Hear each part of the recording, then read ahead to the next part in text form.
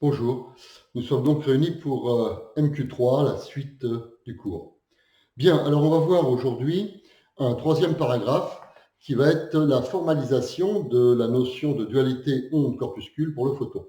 Donc, grand 3, formalisation, entre parenthèses, pour le photon.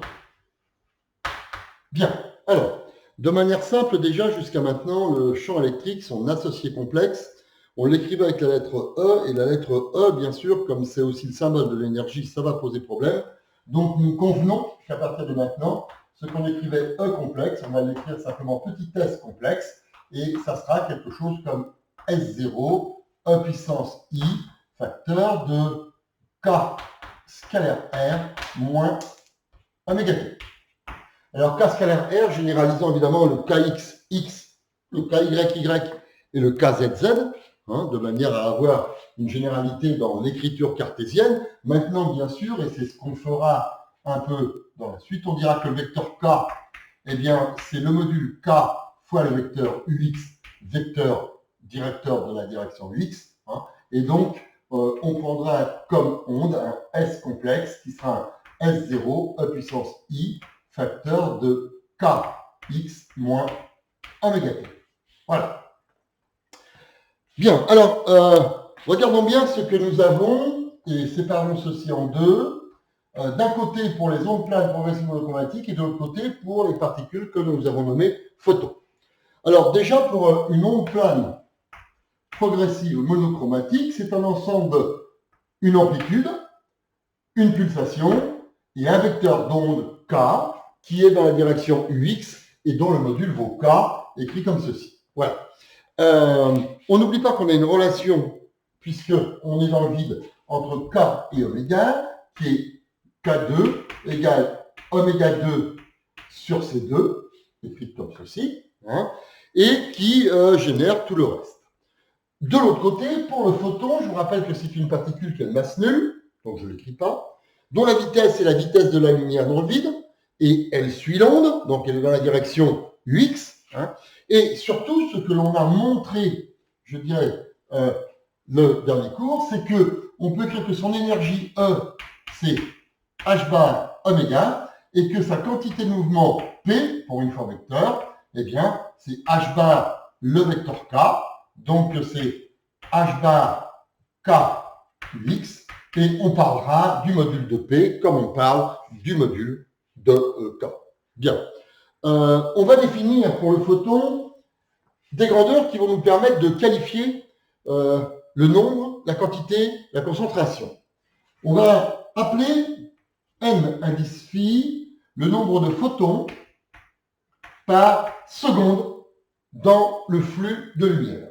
On va parler ns indice phi, le nombre de photons par mètre carré par seconde. Donc en fait, entre les deux, il y a la section qui est considérée. Et on va parler de grand N indice phi, qui est le nombre de photons par mètre cube.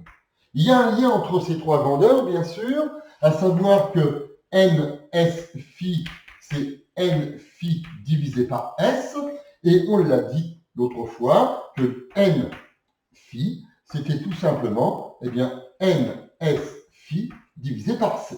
Voilà, ceci nous permet de parler du flux de photons, de la concentration des photons en photons par mètre cube, et de leur débit en photons par seconde ou en photons par mètre carré par seconde. Bien, donc à côté de ça, on va avoir trois grandeurs que nous avons définies, la valeur moyenne du vecteur de Poynting, la valeur moyenne de l'énergie, et bien sûr le flux à travers une surface S telle qu'on l'avait prévu, perpendiculaire à la direction, je dirais, du vecteur X, c'est-à-dire dont le vecteur surface est sur l'axe des X. Bien. Donc, d'un côté, on va écrire ce que l'on a établi pour le photon, et de l'autre côté, on va écrire ce qu'on a établi pour une onde plane progressive monochromatique.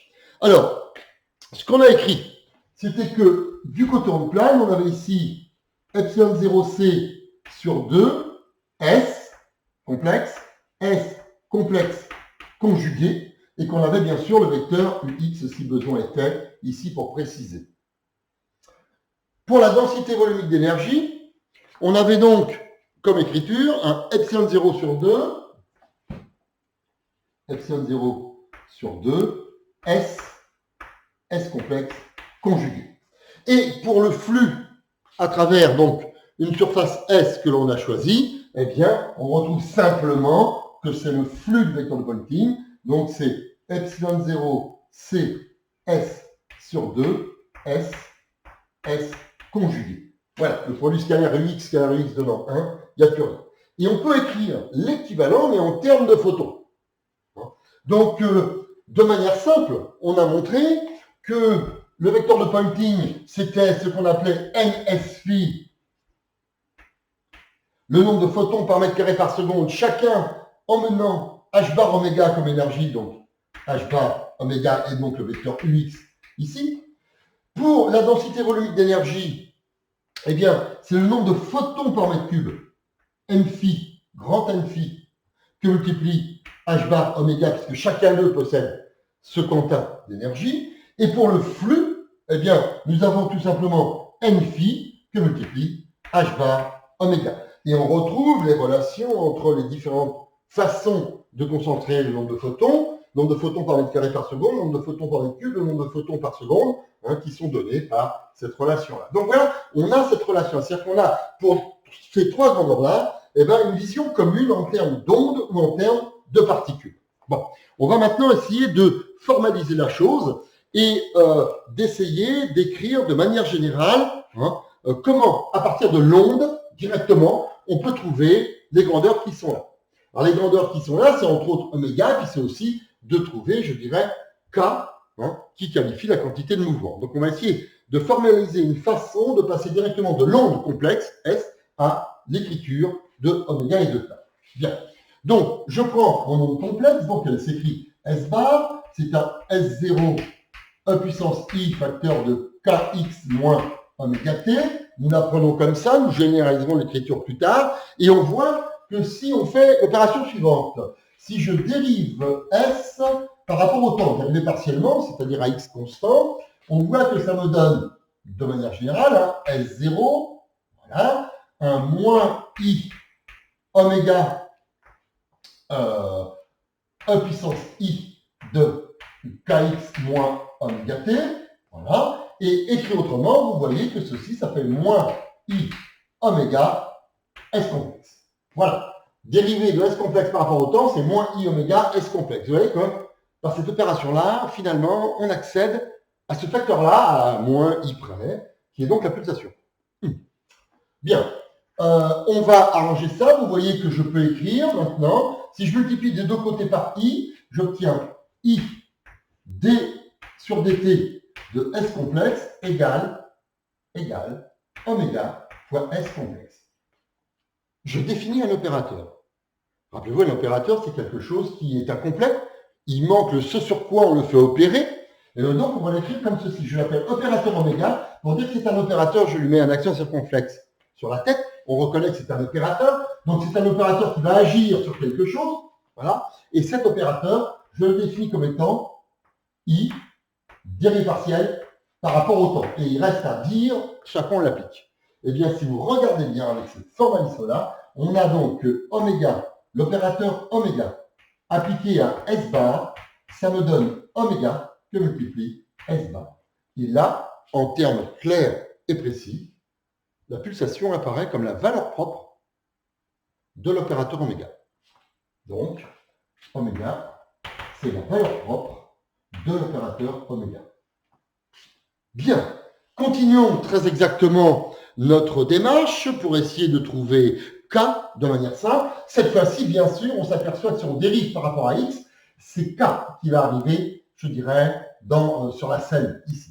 Donc si je calcule D de S sur dx, bien sûr à t constant, j'obtiens S0 I K et je vais avoir E puissance I Kx moins oméga t.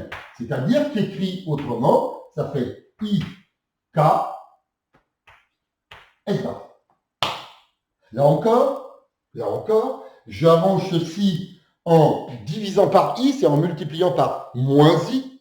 Okay, j'aurai donc moins I dérivée partielle par rapport à x de S bar égale donc K fois S bar.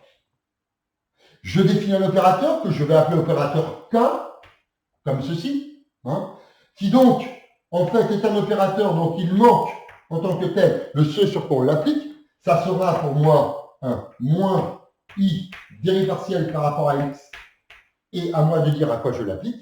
Et vous voyez qu'en ces termes-là, je peux dire que l'opérateur K appliqué à S bar est égal à K que multiplie S bar. Et là encore, K apparaît comme la valeur propre de l'opérateur K. Voilà. Donc en fait, c'est bien ce que je vais mettre. Hein. K, c'est finalement la valeur propre de l'opérateur que j'appelle K. Bien. Donc là déjà, on a formalisé les choses, mais on va aller plus loin parce qu'on aura peut-être besoin d'un peu plus que ça.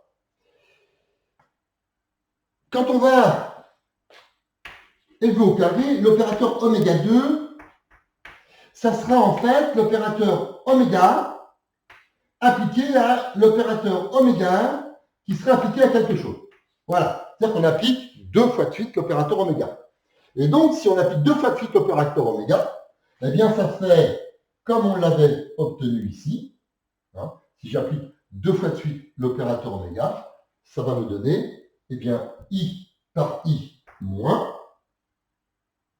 la dérivée par rapport au temps de la dérivée par rapport au temps, d2 sur dt2, et on va voir ce à quoi on l'applique. De la même façon, je me prépare, je définis l'opérateur k carré, donc j'appliquerai quelque chose, qui sera donc l'opérateur k qu'on applique à l'opérateur k appliqué à quelque chose, donc successivement, on compose les deux successivement, et donc là, si vous regardez bien ce que donne l'opérateur k qui est ici, moins par moins plus, i par i moins 1, d'accord, voilà. Et je vais avoir le résultat suivant, d2 sur dx2. Voilà, et ici, j'applique à quelque chose. Je ne mets pas de parenthèse. Voilà. Voilà, ceci clôture MQ3. Nous allons utiliser ça par la suite.